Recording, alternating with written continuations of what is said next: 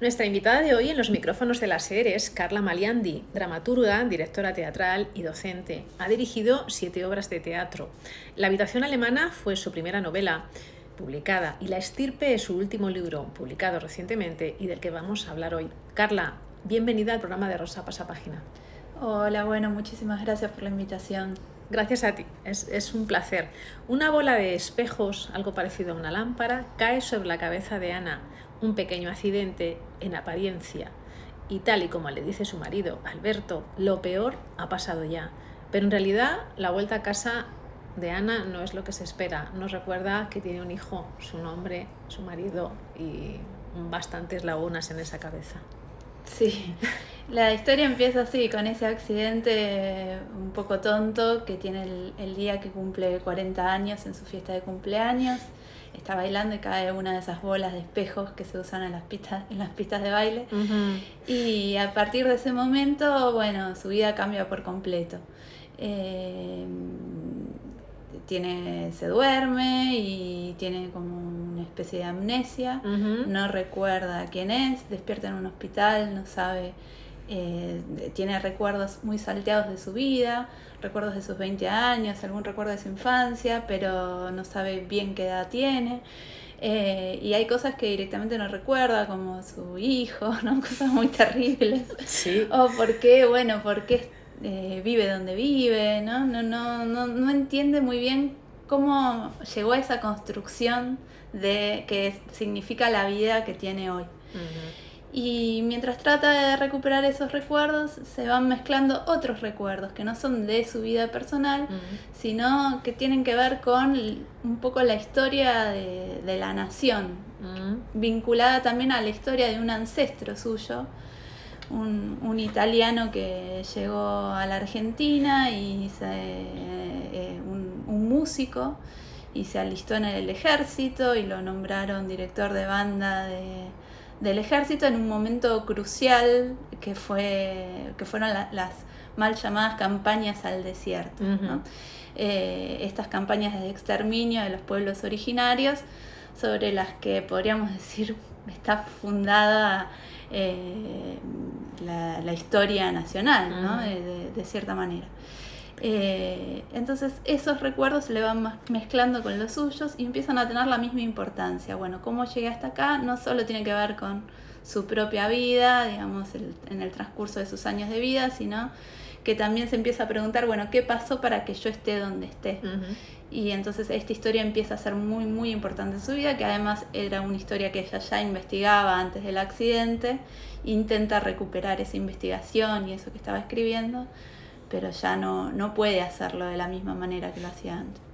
Rescatas, como dices, porque Ana pierde la memoria, tiene muchísimas lagunas del tiempo actual. Tú, como escritora, rescatas ese ancestro, ese tatarabuelo, ese músico. Yo me pregunto qué hace una banda de música, voy a decir, alentando a esa lucha, a esa pelea, a esa, no sé. Se usaba eso, digo, era bastante importante para arengar, para envalentonar, digamos, a los soldados. Una banda que venía atrás con todos los instrumentos, como imagen es increíble, ¿no? Pensar esos músicos entrando al monte detrás de los soldados y en medio de esa embestida terrible, de los cuerpos desparramados, de la sangre, de todo lo que pueda haber en una batalla. Sí. Esos músicos, bueno, con los uniformes, con los redoblantes, con los trombones, ¿no? Tratando de dar ánimo a esos soldados que iban a matar. Entonces, si ya esa función del músico en esa situación, digamos, pensar la música como un arma de guerra siempre me pareció algo alucinante, sí, ¿no? Como muy, muy, muy extraño, muy, muy difícil de pensar desde ahora. Pero bueno, sí sabemos que la música tiene una función sobre el estado de ánimo, ¿no? Entonces, la adrenalina, yo creo, ¿no? Es como las batallas cuando el jefe o lo que hace es alentarlos, ¿no? Y meterles la pelea en esa cabeza, pues de alguna forma la música era lo que hacía. sí. El tatarabuelo rescata a la única superviviente, una niña pequeña. Sí, el tatarabuelo de la narradora, que participa como músico, ¿no? de estas campañas, encuentra una nena llorando en medio de esa masacre y la rescata, entre comillas, digo, siempre, porque es un hecho que puede leerse de muchas maneras, Sí. ¿no? Por un lado, sí, por supuesto la estaba salvando porque la orden era de exterminio total en ese momento. En el Chaco la campaña fue muy, muy dura. La campaña al desierto tuvo muchos periodos y se hizo en muchos lugares de la Argentina, pero justamente en el Chaco, donde habitaban las tribus guaycurúes, fue tremenda, brutal. Y bueno, este hombre desobedece un poco esa orden de exterminio y se conmueve ante esta nena, la sube a su caballo, la esconde bajo su capa, o a veces el relato familiar, y se la lleva con él a vivir a La Plata, una ciudad de la provincia de Buenos Aires. Y la crían con mucho cariño, según lo que se cuenta, pero no deja de ser una empleada doméstica, ¿no? Es como una hija más, pero una hija más que trabajaba de niñera, cuidando a sus hermanitos, ¿no? Y que además nunca vuelve a tener contacto con su cultura. Nunca recupera su lengua, nunca tiene trato con alguien del Chaco, ni se pregunta, no sé, lo que se sabe de esta mujer, a la que también le decían María la China, ¿no? Ya desde el nombre uno se da cuenta que no era una adopción de un hijo. María es el nombre genérico de las empleadas domésticas en esa época. Sí. Y entonces también puede leerse como una especie de apropiación, ¿no? Bueno, se apropian de esa persona. Se apropian y además esta niña que va creciendo pierde su memoria, pierde sus raíces, cae en un limbo anodino, ¿no? O sea, es una persona, una superviviente, sí. Pero como dices, se acabaron, no hay raíces, no hay pasado. No hay raíces, no hay pasado. No hay pasado, y eso, bueno, es un poco el reflejo de lo que le pasa a la narradora. La historia de la narradora se sitúa en la actualidad. Eso es. Ahora, ¿no? No es una novela histórica, La Estirpe, es una novela que rescata hechos de la historia, pero que sucede ahora, en nuestra época, contemporánea a nosotros. Y un poco es el reflejo de esta nena sobre la que ella investiga, ¿no? La historia de su ancestro, de su tatarabuelo. Cuál es la relación, sobre todo con la lengua, cómo el español para la narradora también empieza a ser algo dudoso, sospechoso, ¿no? No confía más en las palabras, tiene como una especie de afasia por el golpe, pero va mucho más allá, ¿no? Entre todo lo que pierde, también pierde el sentido por lo que le dicen y por lo que ella dice, ¿no? Y algo de eso supongo que funciona como reflejo de esa otra mujer, que fue esta nena, que nunca volvió a hablar en Cuom, que es la lengua toba. En esa amnesia que sufre la narradora, pierde también cosas aprendidas, como son los afectos, como es el cariño hacia su hijo, como es la maternidad, a la que él llama el chico como uno más, neutro. Sí. La pérdida también de la relación que tiene con su marido, al que casi lo ve como un extraño, ¿no? Y según avanza la historia y según ella empieza a recuperar, que ahora lo veremos, lo que realmente le gusta, que es estar escribiendo una historia, quizás sea como una molestia, vamos a decir, ¿no? Este marido que quiere que vuelva otra vez a lo que era antes. Ahí hay también una pérdida de afectos, como digo, en cuanto al niño, pero también hay una pérdida, ella quiere recuperar una faceta que quizás no la encuentra todavía en su cabeza, pero está ahí. Sí, algo de lo que le sucede cuando vuelve a la casa es que todo el mundo intenta que ella justamente se recupere, ¿no? Que vuelva a ser la que era. Por su bien, ¿no? Ellos le desean eso como el bien. Bueno, sanate, curate, volvé, ¿no? Además la necesitan. Y ella, bueno, hace la prueba, hace el intento, ¿no? Le dicen, ella se va conociendo a sí misma por lo que los demás le dicen que ella es, porque ella no recuerda, no puede acreditarse, autoacreditarse, no puede decir quién es. Cosa que además es una obligación en este tiempo, ¿no? Todo el tiempo se tiene que acreditar, tiene que decir, bueno, ¿yo qué soy? Soy escritora, soy madre, soy esto, soy lo otro, ¿no? Es un requisito constante en nuestra vida. Y ella eso no lo puede hacer. Entonces los demás le señalan y le dicen, a vos te gusta tal comida, vos usás la ropa de tal manera, te gusta peinarte de tal forma, lo que más te importa es tu hijo, después tu trabajo, después, bueno. Sí. Entonces ella dice, bueno, intento volver sobre ese esquema, pero ya no lo reconoce, ¿no? Entonces, por más, no es que le falte cariño hacia ese nene que ella no recuerda. Ella quiere, ¿no? Quiere cuidarlo, quiere cumplir ese rol, pero ya no sabe cómo. Eso es. Y en algún momento deja de intentarlo, ¿no? Va transformándose en otra cosa, que no es eso que le dicen que ella es. Bueno, a mí me interesaba eso, ¿no? Ver cómo lo que para todos, para la sociedad y para la familia significaba el bien, ¿no? Para ella empieza a perder sentido. Que puede ser muy triste leído, obviamente, ¿no? Uno lee, bueno, qué triste, que no conecta con su hijo, qué triste que no puede volver a su trabajo, qué triste. Pero para ella es un pequeño triunfo conquistar ese otro espacio, lado al que va yendo, ¿no? Hay una herramienta, un personaje que le sirve como herramienta, que es Mónica, que es la sirvienta, la que está en casa y la que de alguna forma le enseña cuál es ese camino, ¿no? Esas cajas que están llenas de documentación y que ella todavía no sabe muy bien por qué.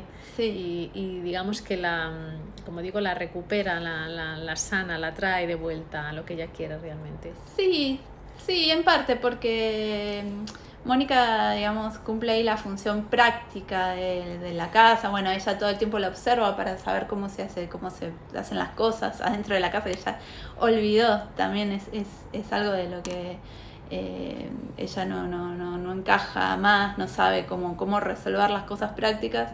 Y Mónica la ayuda en este aspecto y también le dice, bueno, usted escribió un libro, y es un poco la que le introduce de nuevo en esa...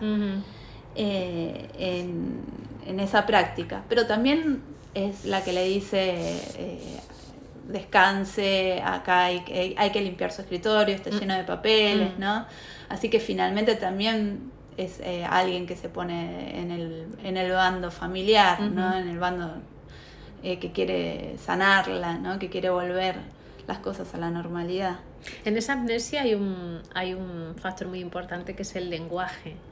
Ella recupera un lenguaje que nadie la entiende, menos una persona. Sí, ella en un momento empieza a hablar en Qom y hay alguien, un personaje que es el único que la entiende, que es uno de los pacientes, compañeros de ella participa en un grupo de terapia. Sí, de terapia, de recuperación con pacientes que tienen distintos problemas neuropsiquiátricos. Y resulta que hay uno que es también descendiente de los Qom. Entonces ella en un momento hablando en el grupo, bueno, de pronto el único que la entiende es él y tienen un diálogo que roza lo fantástico, ¿no? En ese momento todos se alarman, el médico dice, pero ¿qué están hablando, ¿no? ¿Qué está pasando? Sí. Y cuando vuelve a la casa y sigue hablando en Qom, también el marido y Mónica y la madre se preguntan, bueno, ¿qué pasa? ¿Es algo paranormal, no? Hay un fenómeno que se llama xenoglosia, que es esas personas que de un día para el otro se despiertan hablando una lengua que aparentemente no conocían, que tiene como visos paranormales, pero también puede explicarse científicamente. Y la explicación que le dan a ella es, bueno, tal vez vos estudiabas esa lengua de manera autodidacta, buscan en sus cuadernos, en sus papeles, en el lío que tiene en su escritorio, y encuentran unas notas que ella hacía. Entonces, bueno, empiezan a preguntarse si es parte de lo que ella estaba estudiando. Pero la particularidad es que ella habla en un cuento muy cerrado del monte profundo, ¿no? Traen en algún momento a una profesora de la UBA para que la traduzca y dice, no puedo traducirla porque habla de una manera muy, muy cerrada. Entonces, de alguna manera ella va tomando, no es una posesión, no se trata de eso la novela, pero va encarnando a esa otra mujer, ¿no? Que vivió 140 años atrás, que es María la China, la nena que su abuelo crió. ¿Cuánto poder tiene la realidad, a veces entendida desde un propio sueño? A mí me parece que ¿qué es la realidad? ¿No? Sería la pregunta primero. La realidad está conformada por hechos fácticos, digamos, cosas que podemos comprobar, y otras que no, que tienen que ver con, bueno, toda nuestra subjetividad, toda nuestra manera justamente de interpretar esa realidad, de tamizarla, de pasarla por nuestras lecturas, por nuestras experiencias, por nuestros estados de ánimo. Y los sueños para mí son parte fundamental de la materia con la que se construye una persona, ¿no? Cierto. Entonces, en su recuperación de recuerdos, también tienen la misma importancia los sueños, las cosas que le pasaron, las cosas que ha leído, las cosas que le enseñaron. Todo forma parte de su cabeza, y ella no distingue tampoco propiedad acerca de eso, ¿no? Por ejemplo, recuerda versos enteros o poemas de Guido Hispano, de Echeverría, y piensa que son de ella, porque los tiene simplemente en su cabeza, ¿no? Son los demás los que le dicen, no, eso no es tuyo. Es kafkiano, ¿no? Esa posibilidad de despertarte un buen día convertido en un insecto. Totalmente, sí. En un monstruoso insecto. En un monstruoso no un insecto cualquiera. Sí, un monstruoso insecto desde la mirada de los demás. Eso es. Sí. Me interesa mucho la portada. La vuelta del malón, que no lo conocía y tiene una historia, entiendo que como todos los cuadros que deberíamos aprender a entender qué nos están contando, ¿no? Y en este caso la historia es muy interesante y creo que define la novela. Sí, la portada apareció ya cuando la novela estaba por entrar a imprenta, y fue muy impresionante ese hallazgo que hizo la editora, encontrar esta obra de María Pinto, que recrea, parodia, como vos decís, ese cuadro que es un cuadro muy importante en la historia del arte y en la historia de la nación argentina, que es La Vuelta del Malón, de Lavalle. Es un cuadro que se ve en el Museo Nacional de Bellas Artes en Buenos Aires. Cuando uno llega, lo primero que ve es ese cuadro enorme. Y es un cuadro que, es la vuelta del malón con una cautiva blanca. La mirada enseguida se nos va con esa cautiva muy bella, que los indios se llevan, ¿no? Se capturan, y ella está como semi desmayada, medio como en un estado de éxtasis o de debilidad, según se quiera entender. Y en la obra de María Pinto esto está recreado, parodiado con Playmobil. Sí. Entonces es ideal para ilustrar este texto, porque de entre las muchas lecturas que se puede hacer es, un poco esa historia, la historia nacional y la historia de esa masacre y de todo ese complejísimo momento sobre el que se funda la nación. En la cabeza de la narradora está a trazo grueso, está recuperado un poco de esa manera que lo hace María Pinto en la recreación del cuadro de Lavalle. Entonces, sí, es impresionante. Es ideal. No, sí. ¿Tú crees que deberíamos conocer mejor la historia en general? Sí, yo creo que sí. No sé para qué, o sea, sí para más allá de las cuestiones literarias, para entender qué tipo de sucesos históricos, económicos nos llevaron a estar donde estamos, digamos, a que yo esté hoy acá, en este lugar, charlando contigo. Sí. Pero además, literariamente a mí me parece que la investigación histórica tiene otros requerimientos, ¿no?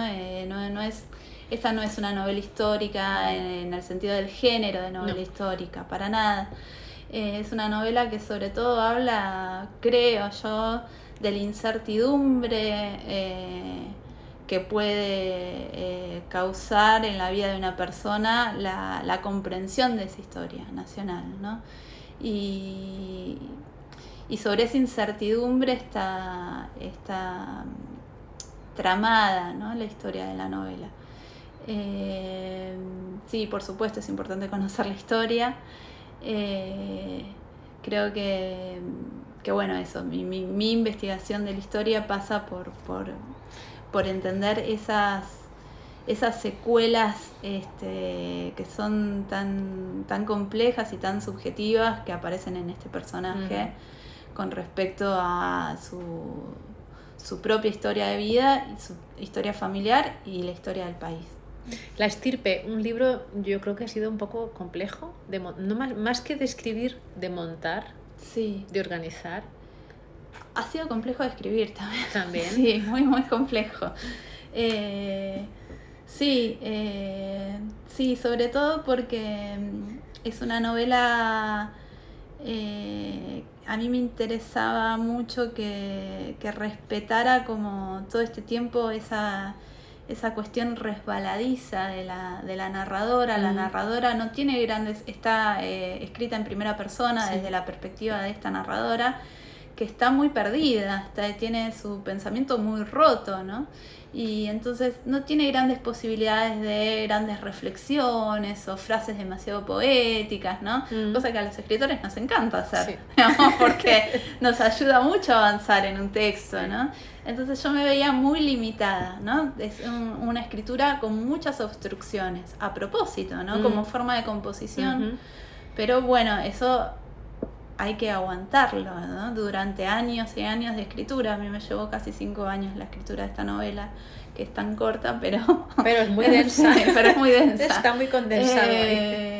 Entonces, bueno, ese trabajo de composición yo también tenía que ir encontrándolo, entendiéndolo, respetándolo, porque de repente, claro, me venía algo muy hermoso, una reflexión muy profunda, y la tenía que borrar. Decía, no, ella no puede hacer esto. Entonces, bueno, tenía que ir encontrando esa regla y respetarla, ¿no? Y después, por otro lano, a mí no me parecía que ahí yo creo que he perdido tal vez lectores o lectores que se me han enojado. Yo no creo que sea una novela de intrigas a resolver. Entonces hay como una polémica de ¿tiene un final? ¿No tiene un final? Digo, ay, sí, tiene un final. Bueno, ¿qué entiende la gente por final? ¿No? Claro. Estamos muy acostumbrados a entender el final en el sentido policial o en el sentido de la serie, ¿no? Sí. Entonces, un desenlace es que ella se hubiese recuperado o que de repente hubiese mirado al hijo y le dijera, ya me acuerdo cómo te llamás, ¿no? Digamos, ese tipo de cosas.